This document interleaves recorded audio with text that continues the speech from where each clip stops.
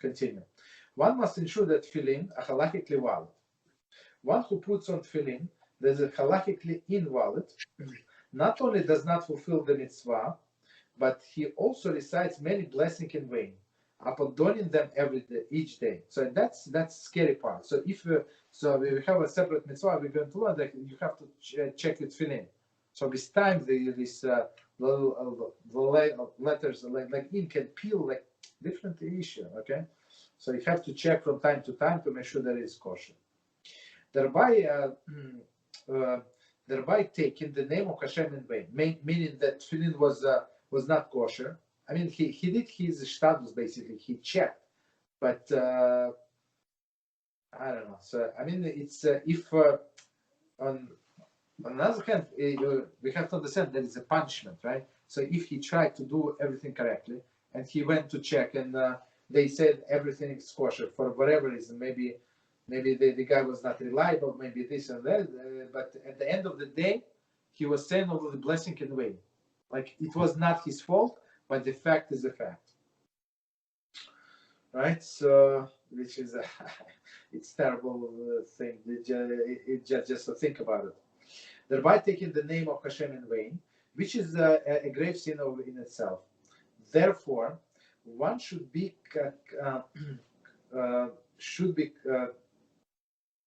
conspicuous to buy tefillin only from an expert scribe. So only with from the person that is like expert scribe who fears HaShem. So that's the main thing that this scribe should be a God-fearing person, because in tefillin, as we're going to learn, so if there is a mistake, so many times he cannot fix it. So basically, he have to bury the parchment and start anew. So basically, he loses money, right? But usually, these people cannot charge more. If it really costs that much, so it's basically if he fixes, so nobody ever will find out something written out of sequence. It's like so for the tefillin, like the tzitzis, when you're doing the parchment, does it? Do you have to have the mitzvah in mind as you do it, or yes, yes.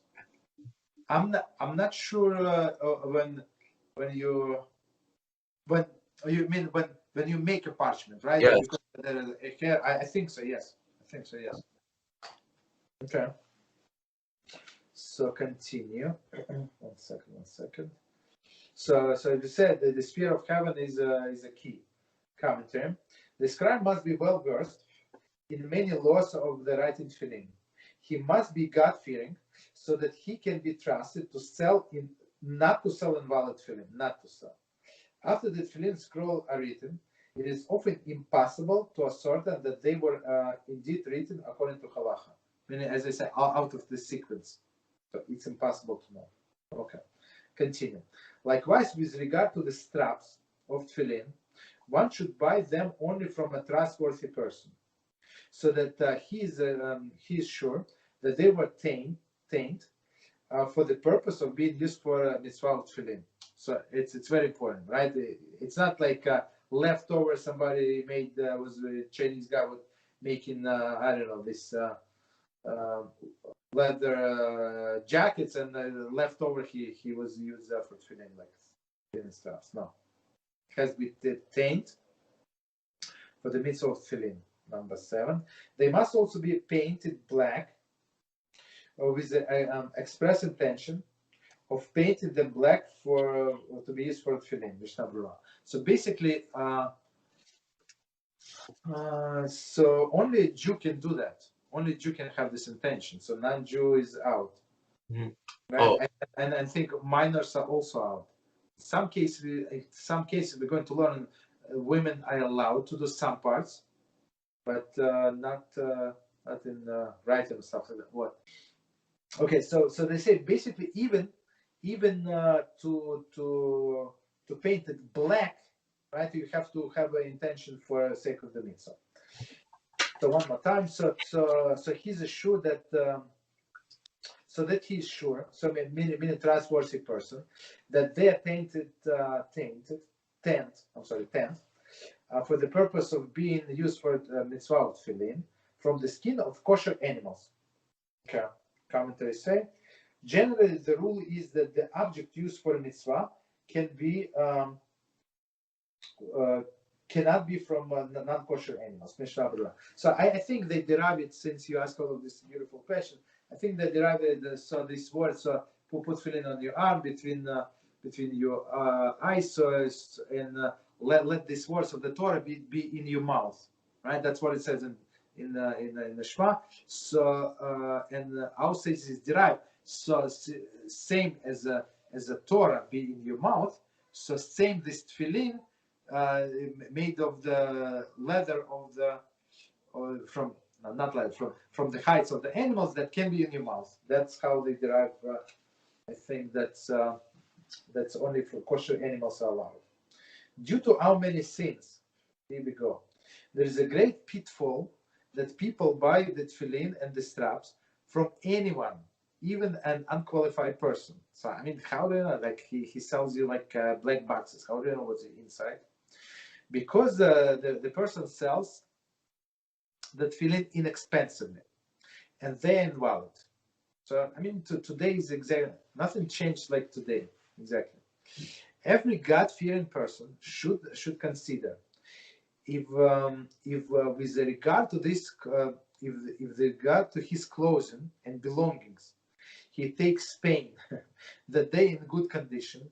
Certainly, when it comes to the objects dedicated to the source HaShem, may His name be blessed.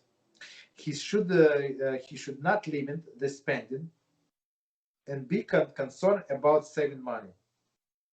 So that's it's very common today. So today we have different problems. So forget about clothing.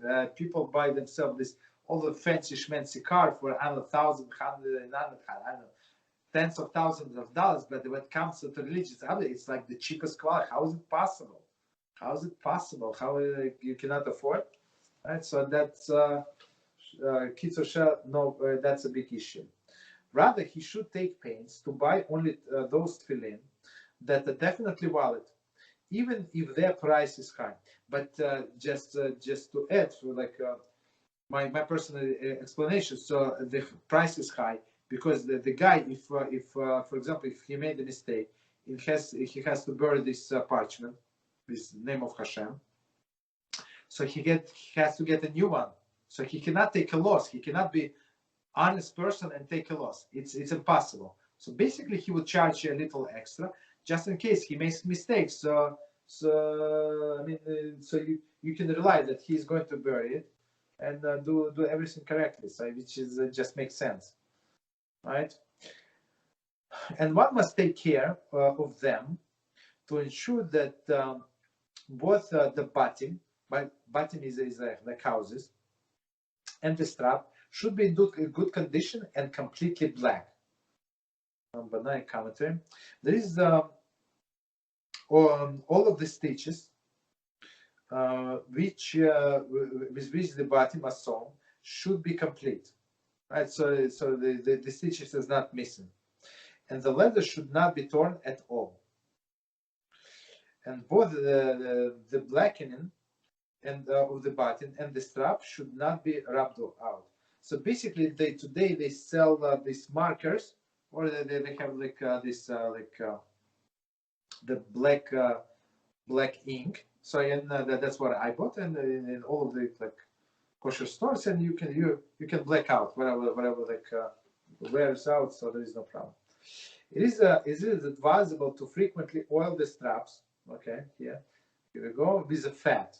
So we do it with baby oil. I think it's the best. Okay, fat, so that they will remain black. Okay. They should not be oiled with the oil of fish. I'm not sure was it, since this oil comes from non-kosher fish. Maybe it's from whale, I guess. I don't know, fish. Okay. Since this oil comes from non-kosher fish and may not be used. Okay. So basically, only kosher ingredients can come into this thing. Okay. So continue. If one's tefillin were damaged, even only slightly, or if the stitches of the bottom were severed, that's okay. That's the problem. He must consult competent halakhic authorities immediately. Meaning, can I put it on, or can I say blessing at least? To certainly, if they're still valid. To a certain, they're still valid. So basically, sometimes there are lenient opinions. So the rabbi would say you can still put them, but without blessing, since it's questionable. One must be especially attentive to the corners of the bottom, and particularly corners of shell rosh on the head, which is very prone to become worn out. So basically, try to always put it in these protective cases, and don't leave it like this. Okay, put it in protective cases. Become worn out, causing holes to develop there, thus rendering them invalid. So commentaries say, in addition, care must be taken that the corners, which must be perfectly square, do not become rounded over time. So basically, I never saw rounded corners, but it's because of all the protective cases, these plastic cases, right? And on the hand tefillin, you have this cup that you put on top, and you can cover with your shirt. There is no problem. Okay. It is also very common that due to the fact that tefillin have aged, the upper layer of the leather of the shell rosh separates slightly. That's I saw this one a few times already from the rest of the shell rosh. So it's on top, from the sides, you can see. Rendering tefillin invalid. One must be extremely attentive to all of this issue. But I must add, it's today they have better technologies and all of these things. So we have today we have a better tefillin that they had a long time ago. Okay.